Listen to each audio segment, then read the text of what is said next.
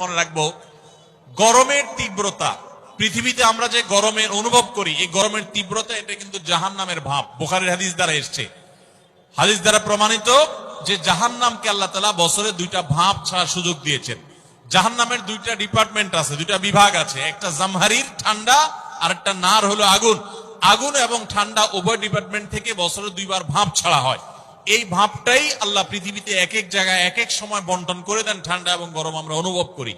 এটা জাহান্নামের ভাব হওয়ার কারণে গরমের তীব্রতায় কিংবা শীতের তীব্রতায় একজন মুসলমান জাহান্নামের কথা স্মরণ করবেন এবং আল্লাহর কাছে জাহান্নাম থেকে পানা চাইবেন এবং তিনি চিন্তা করবেন।